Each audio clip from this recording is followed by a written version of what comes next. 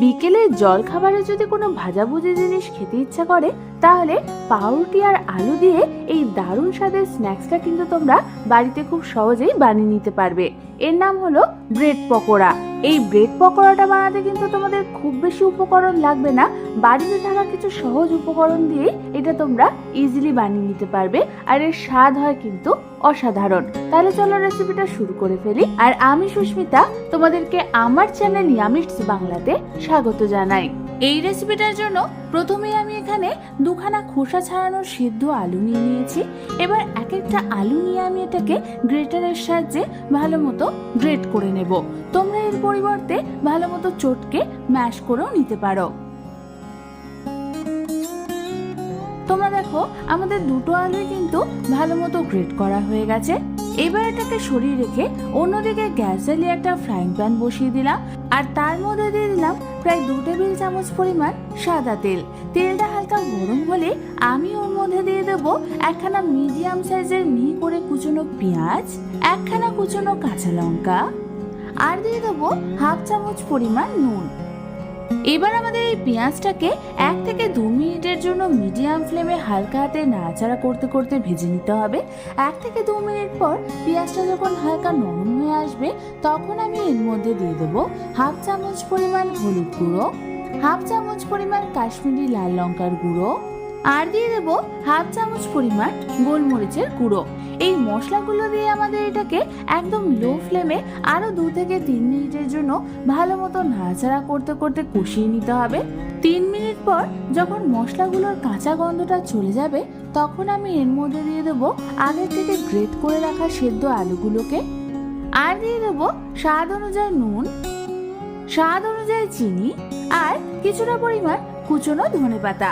নুন, চিনি আর ধনেপাতা দিয়ে আমাদের আলুটাকে মশলার সাথে ভালো মতো নাড়াচাড়া করতে করতে 2 থেকে 3 মিনিট ধরে মিশিয়ে নিতে হবে।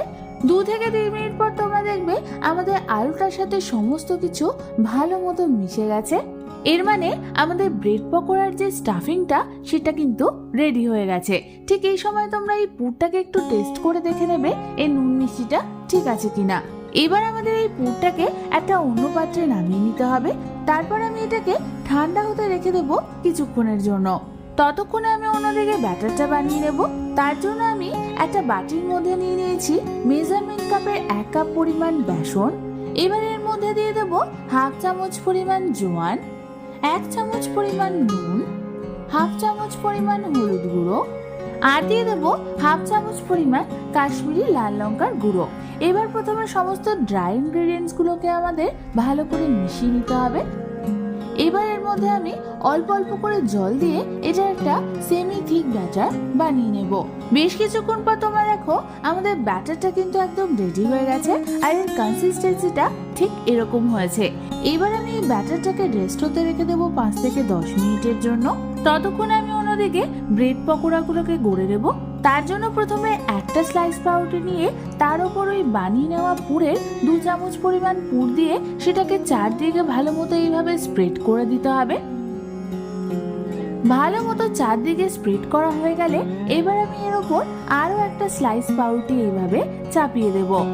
এবার আমাদের এটাকে ছুরির সাহায্যে ঠিক এইভাবে কেটে নিতে হবে যাতে এরকম ত্রিকোণের মতো শেপ হয়ে যায়। তোমরা দেখো আমাদের 2খানা ব্রেড পকোড়া কিন্তু গড়া হয়ে গেল। এবার ঠিক একই পদ্ধতিতে আমি বাকিগুলোকেও গড়ে নেব। সমস্ত ব্রেড পকোড়াগুলো গড়া হয়ে গেলে অন্যদিকে আমি গ্যাস জ্বালিয়ে একটা কড়াইতে এগুলো ভাজবার জন্য কিছুটা পরিমাণ সাদা তেল গরম বসিয়ে দিলাম।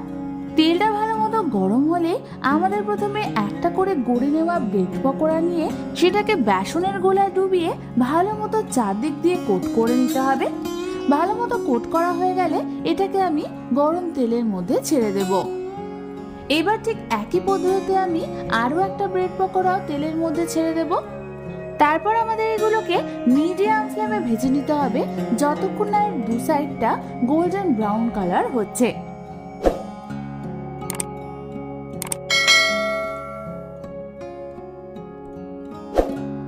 বেশ কিছুক্ষণ পর তোমরা দেখো আমাদের ব্রেড পকোড়াগুলো কিন্তু গোল্ডেন ব্রাউন কালার করে ভাজা হয়ে গেছে।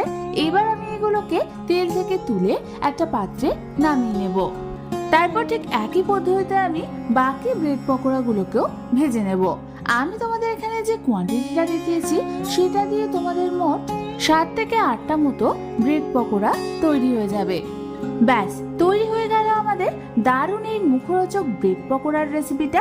এবার শুধু টমেটো কেচাপের সাথে গরম গরম সার্ভ করার অপেক্ষা।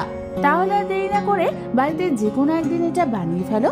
আশা করি বাচ্চা থেকে বড় সকলেরই খুবই ভালো লাগবে। রেসিপিটা ভালো লেগে থাকলে একটা লাইক অবশ্যই করে দিও, আর আমার চ্যানেলটাকে সাবস্ক্রাইব করতে কিন্তু একদম ভুলো না। আজ তাহলে এ পর্যন্তই, আমি আবার চলে আসবো তোমাদের কাছে নতুন কোনো রেসিপি নিয়ে।